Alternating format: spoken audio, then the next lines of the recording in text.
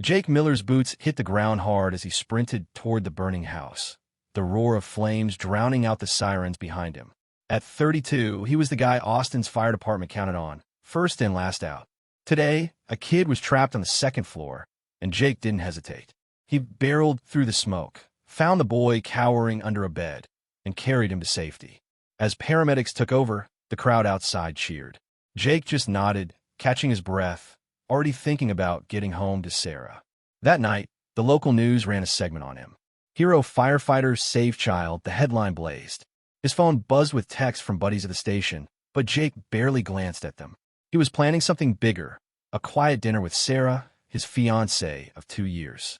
At 30, Sarah was a marketing exec with a knack for winning people over. Jake loved her energy, her quick wit, the way she could light up any room. They'd been building a life together in Austin, Texas, and tonight, he wanted to take it to the next level. Jake pulled into the driveway of their rental house, a modest 2-bedroom they'd fixed up together. He grabbed the grocery bag, STE steaks, her favorite asparagus, a bottle of red, and headed inside. In the kitchen, he started prepping, humming to himself, picturing the moment. He'd been carrying the ring for weeks, waiting for the right time to propose properly.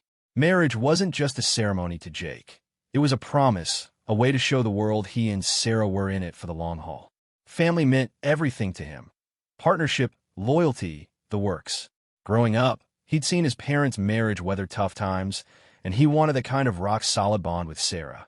She got home around 7 p.m., her heels clicking on the hardwood as she tossed her keys on the counter. "Smells amazing," she said, flashing that smile that always made Jake's day better. They sat down to eat, the conversation easy, her latest campaign pitch, his crazy shift at the station. But when Jake steered the topic to the future, mentioning a house they could buy together, maybe a wedding down the line, Sarah's smile faltered. She stabbed at her asparagus, then laughed it off. "Why rush? We're good, right? No need for all that paperwork." Jake's stomach tightened, but he brushed it off. She'd always been cagey about marriage, calling it just a contract, or joking about not needing a ring to prove their love. He figured it was just her way, independent, free-spirited. Still, it stung. He wanted to build something permanent, something to be proud of. After dinner, they curled up on the couch, watching a random Netflix comedy, but Jake's mind kept drifting. Was she really all in? Or was he reading too much in her hesitation? The next few weeks didn't help. Sarah started staying late at work, blaming a big project. Her texts got shorter, less frequent. Jake noticed her mentioning Ryan, a coworker, more often casual stuff like grabbing drinks with the team or Ryan's hilarious ideas for a campaign. Jake met him once at a work event Sarah dragged him to.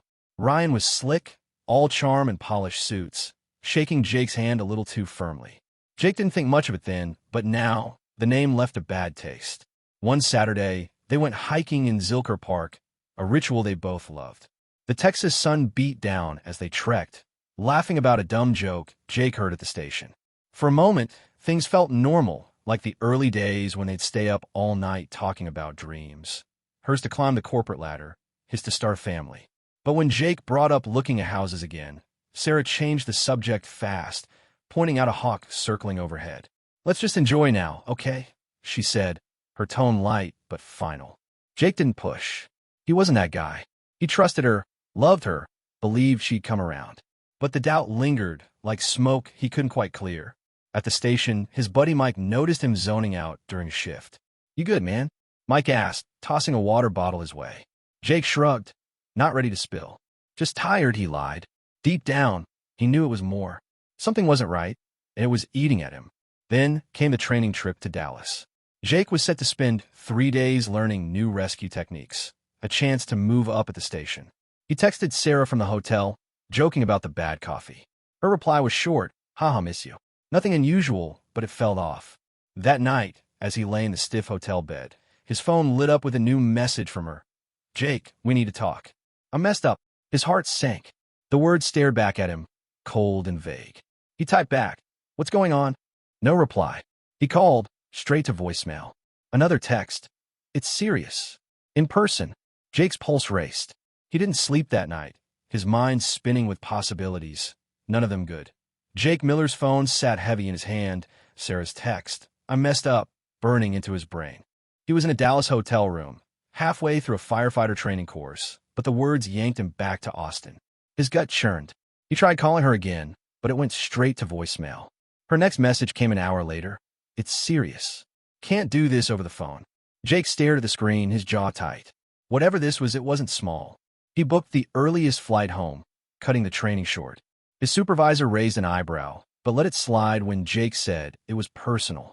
The flight felt like an eternity, each minute tightening the knot in his chest. Back in Austin, Jake pulled into their driveway just past midnight. The house was dark, Sarah's car gone. He texted her, "Where are you?" No reply. He paced the kitchen, replaying her message, trying to piece it together. Was it work? Money? Something worse? He thought back to the past few months, how Sarah had been pulling away. The late nights she blamed on deadlines. The way she'd light up talking about her coworker Ryan, then brush it off when Jake asked. The pieces were starting to fit, and he didn't like the picture. Sarah had always been independent, a marketing exec who thrived on charm and hustle. Jake loved that about her, her ability to own a room, to make clients eat out of her hand. But lately, her energy felt different, like she was somewhere else even when they were together. 2 weeks ago, they'd gone to a bar with her work crew. Ryan was there, all smiles, leaning in close to Sarah as they laughed about some campaign.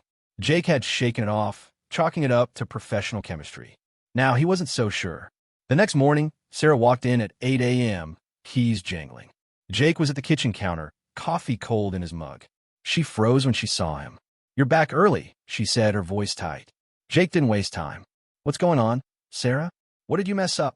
She hesitated, shifting her weight, eyes darting away. "Can we sit down?" she asked.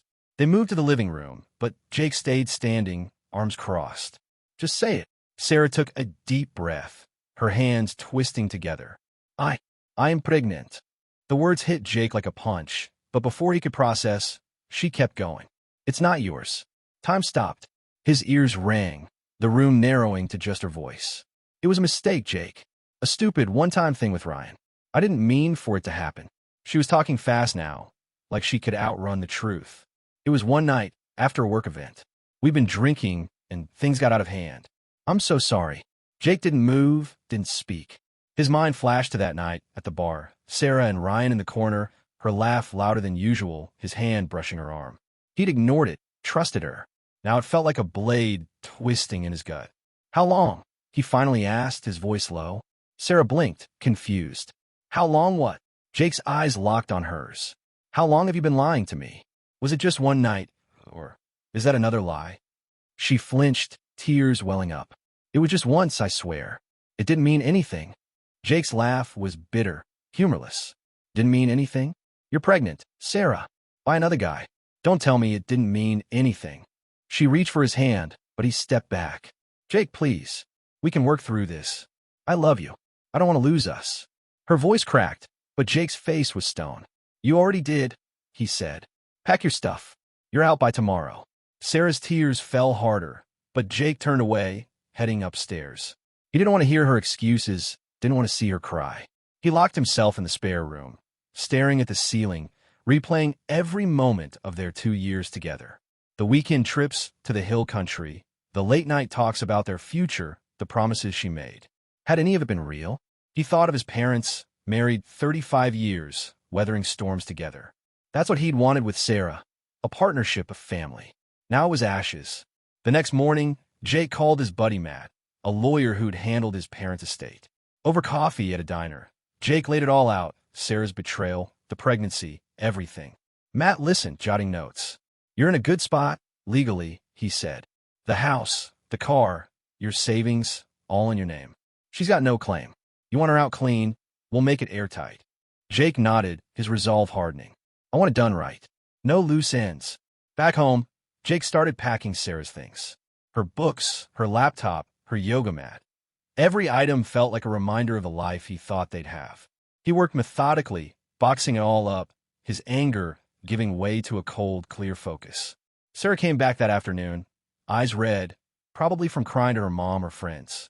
She saw the boxes and froze. "Jake, we don't have to do this," she said, her voice shaking. "We can go to therapy, figure it out. I made a mistake, but I love you." Jake didn't look at her. "A mistake is forgetting to pay a bill. You slept with Ryan. You're carrying his kid. That's not a mistake. That's a choice. He handed her a note, written in his steady hand. You have until 6 p.m. tomorrow to take your stuff. After that, my lawyer handles everything. Sarah's face crumpled, but Jake didn't budge. You made your bed, Sarah.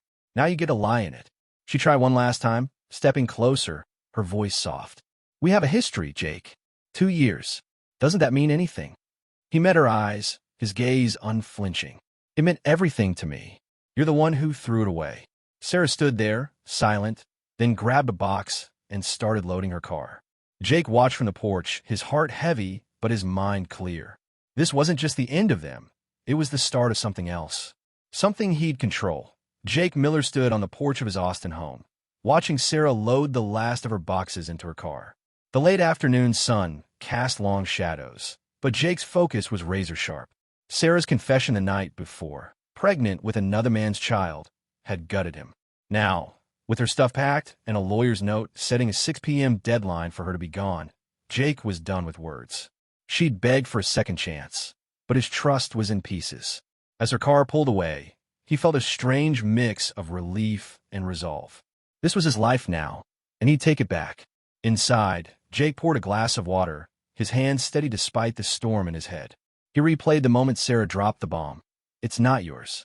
Her voice had trembled, but her words were a sledgehammer. Ryan, her co-worker, was the father. A one-time mistake, she'd claimed, blaming a drunken night after a work event. Jake wasn't buying it. The signs had been there. Her late nights, her cagey texts, the way Ryan's name kept creeping into their conversations. He'd ignored them, blinded by love. Never again. His phone buzzed. A text from his lawyer, Matt. Paperwork's ready. Call if you need me. Jake nodded to himself. Matt had confirmed everything yesterday.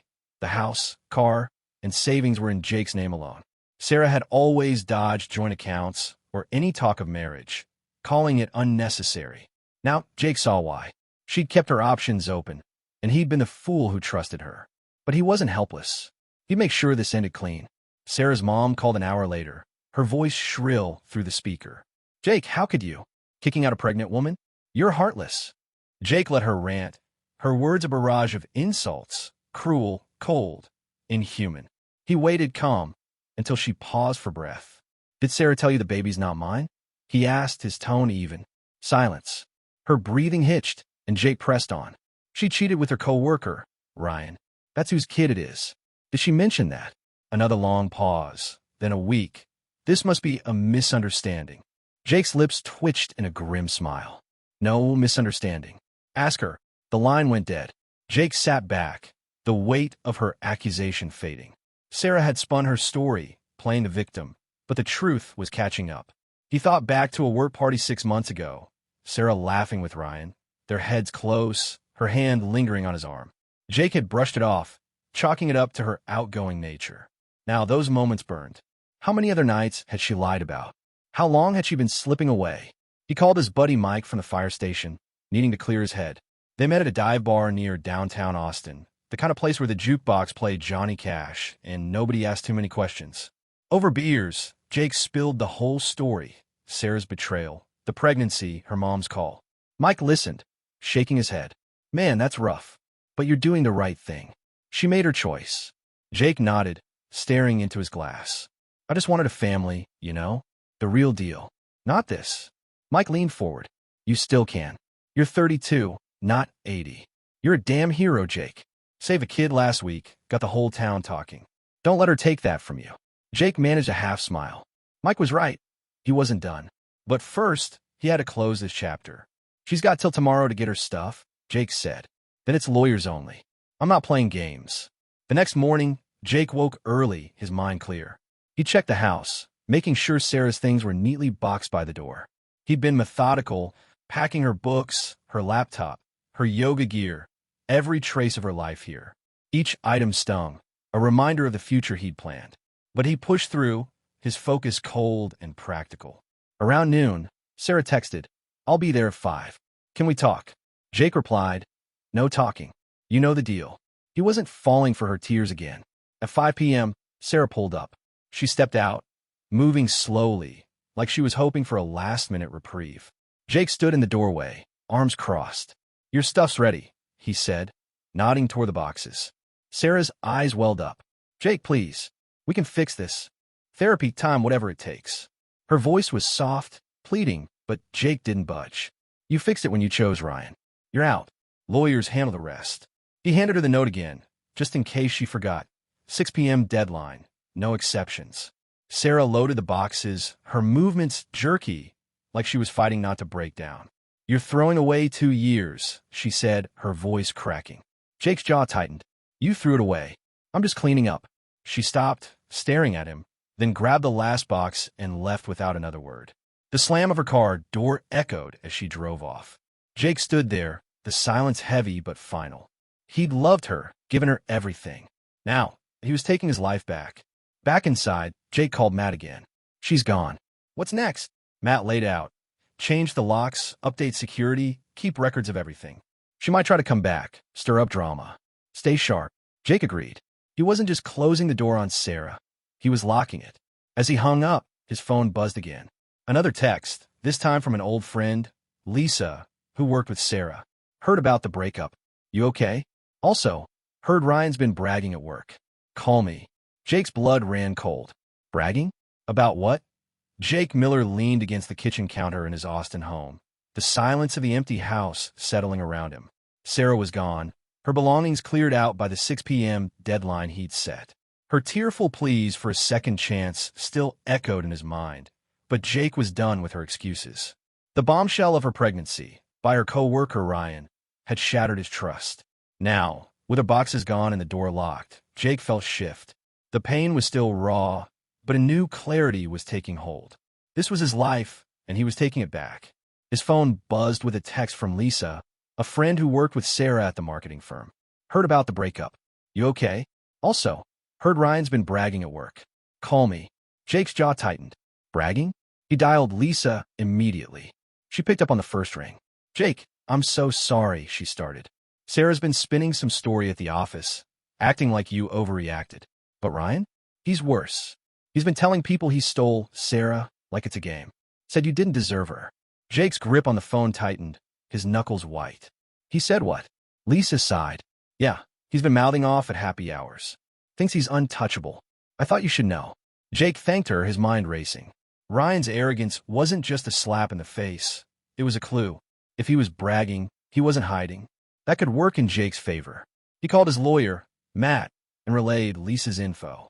That was all business. This guy sounds like trouble, but it helps us. If he's public about the affair, it's evidence. Keep any texts or voicemails from Sarah or her people. And don't engage. Let me handle it. Jake agreed, forwarding Lisa's text to Matt. He wasn't out for revenge, but he'd make sure Sarah and Ryan faced the consequences of their choices. Everything would be legal, clean, and airtight. The next day, Jake met Mike, his buddy from the fire station, at a coffee shop near Zilker Park. Over black coffee, Jake shared the latest. Ryan's boasting, Sarah's victim act. Mike shook his head. She's playing the damsel. Huh? Typical. You're better off without her, man. Focus on you. Jake nodded, but his mind was on strategy. I'm done playing nice. She's out, and I'm moving forward. But I need to know what else she's hiding. Mike raised an eyebrow. You think there's more? Jake shrugged. She lied about Ryan for months.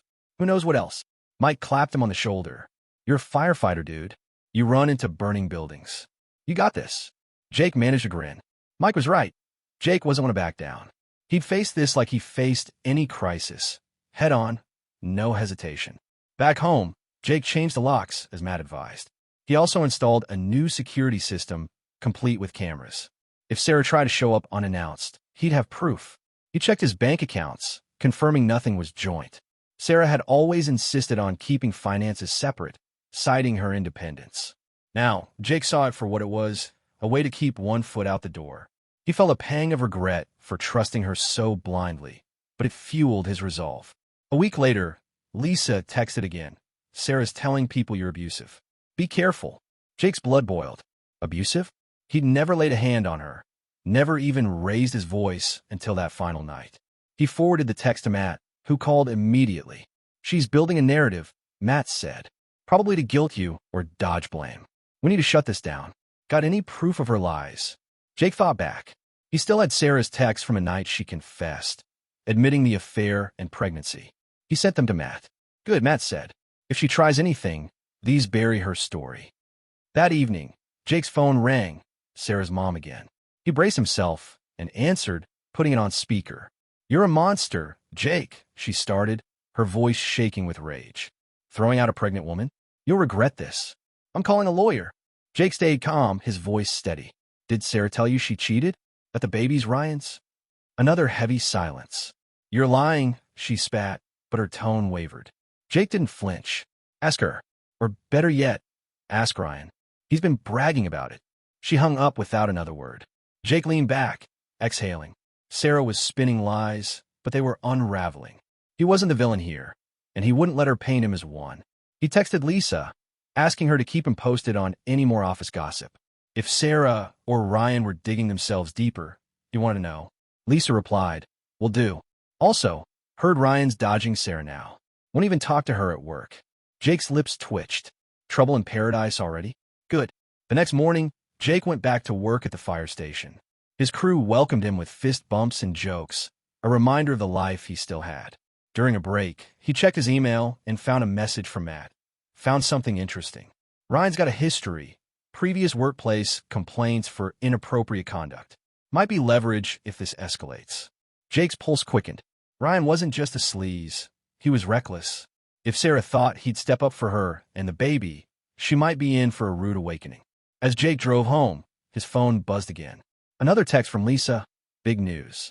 Sarah confronted Ryan at the office today. He shut her down, said the kid's not his problem. She's a mess. Jake pulled over, staring at the message. Sarah's world was crumbling, just like his had. But unlike her, he wasn't running from the truth. He was rebuilding, stronger than before. He texted Matt, keep digging on Ryan. Let's end this right. Jake Miller sat at a small Austin coffee shop, the morning sun filtering through the window. 3 months had passed since Sarah's betrayal. Her confession that she was pregnant with her co-worker Ryan's child had upended his life. Now, with her gone from his home and his heart, Jake was rebuilding. The pain lingered, but it no longer controlled him. He'd changed the locks, secured his finances, and leaned on his lawyer, Matt, to ensure Sarah had no claim to his life. Today, he was meeting his friend Mike from the fire station to catch up, but a chance encounter would close this chapter for good. Jake's phone buzzed as he waited for his coffee. A text from Lisa, Sarah's former co-worker. You won't believe this. Call me. Jake dialed her, his curiosity piqued. Lisa didn't waste time.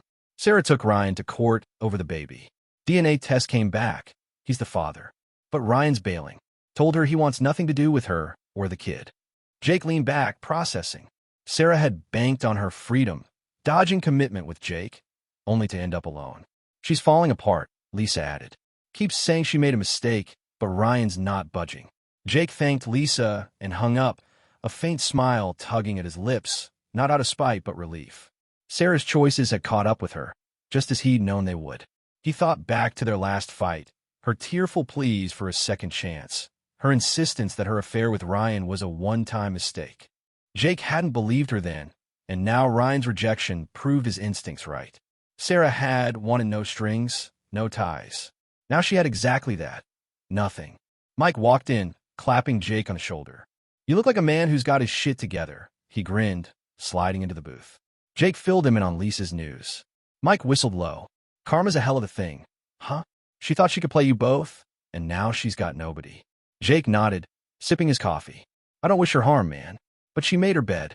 I'm just glad I'm not in it anymore. The conversation shifted to Jake's life now. He'd thrown himself into work at the Austin Fire Department, earning a promotion to lieutenant after his heroics saving a kid from a fire months ago. The crew respected him, and the community had rallied around him, with local papers still calling him a hero. He'd started renovating his house, tearing out the old carpet Sarah loved, painting the walls, making it his own. Feels good to start fresh, he told Mike. No ghosts. As they talked, a familiar face walked into the coffee shop. Ryan. Jake's pulse spiked, but he stayed calm, watching as Ryan ordered, oblivious to Jake's presence. Mike noticed too, leaning in. That's him, right? Want me to say something? Jake shook his head. Nah, he's not worth it. But Ryan spotted them, his cocky smirk faltering. He approached, hands in his pockets, trying to play it cool. Jake, right? Heard you, and Sarah split. Tough break. Jake's stare was ice. Yeah, tough break for her. Heard you're not stepping up either.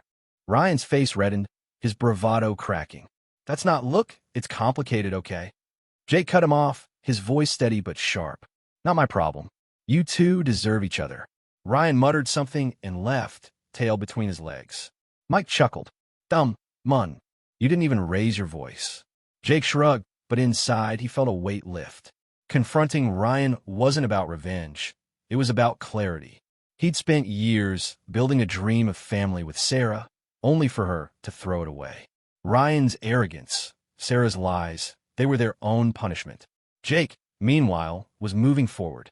He'd started coaching a local youth soccer team, something he'd always wanted to do. The kids looked up to him, and it reminded him of the kind of man he was, one who showed up, who kept his word. Later that week, Matt called with an update. Sarah's mom tried to make noise, threatened a lawsuit. I sent her the text where Sarah admitted the affair. She backed off fast. Jake nodded, unsurprised. Sarah's family had rallied behind her victim narrative, but the truth was undeniable. Matt added, Ryan's in hot water at work too. Another complaint filed against him. Harassment this time. He's on thin ice. Jake didn't gloat. He didn't need to. The consequences were unfolding without him lifting a finger. Driving home, Jake passed the park where he and Sarah used to hike. For the first time, the memory didn't sting. He thought about what he'd wanted, a partner who valued commitment as much as he did.